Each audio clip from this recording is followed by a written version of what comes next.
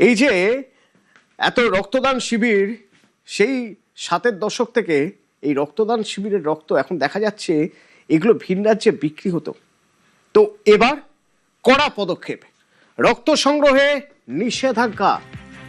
11টি বেসরকারি ব্লাড ব্যাংকের রক্ত সংগ্রহে নিষেধাজ্ঞা। অ্যাকশন।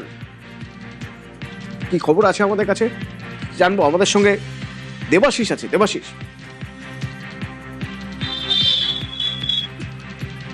দেখো, কয়েকদিন আগেই যখন এই খবর প্রকাশ্যে আসে যে বিভিন্ন বেসরকারি সংস্থা অর্থাৎ ব্লাড ব্যাংকগুলি তারা কিন্তু ভিন রাজ্যে রক্ত থেকে শুরু করে প্লাজমা এবং প্লেটলেট তারা বিক্রি করছে, সেই অভিযোগের পরেই কিন্তু নড়ে চড়ে বসে রাজ্য সরকারের স্বাস্থ্য দপ্তর। এবং সেখান থেকে আমরা দেখতে পাই যে বিভিন্ন ব্লাড ব্যাংকগুলিতে স্বাস্থ্য দপ্তরের তরফ থেকে কিন্তু অভিযান চালানো হয়।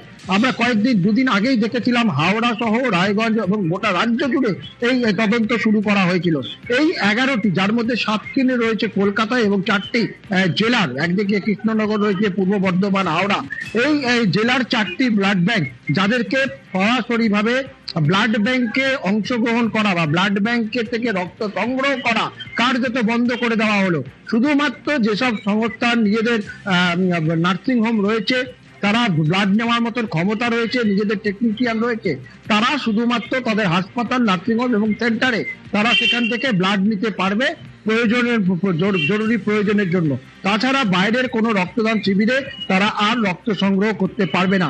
এর মধ্যে সবচেয়ে গুরুত্বপূর্ণ হচ্ছে কলকাতার লাইফ কেয়ার এবং কোঠারির মতন হাসপাতাল, তাদেরকে কিন্তু বন্ধ করে দেওয়া হলো। বিভিন্ন বাইরে গিয়ে ব্লাড ব্যাংকে, ব্লাড ডোনেশন ক্যাম্প থেকে টাকার বিনিময়, গিফটের বিনিময় যে রক্ত নেওয়া হতো তা কিন্তু বন্ধ করে দেওয়া হলো। পাশাপাশি হাওড়ার পুরসভা পরিচালিত রোটারি ক্লাবের যে ব্লাড ব্যাংক, যা গত 2 বছর আগে তৈরি হয়েছিল, তাদের বিরুদ্ধে কিন্তু বিস্তর অভিযোগ এবং যে কাগজপত্র তারা নথিপত্র সংগ্রহ করেছিল যে স্বাস্থ্য দপ্তরের তরফ থেকে, সেখানে কিন্তু বহু গাফিলতি পাওয়া যায় এবং যার জেরেই কিন্তু এই নির্দেশিকা জারি করেছে রাজ্য স্বাস্থ্য দপ্তর ও পরিবার কল্যাণ দপ্তর।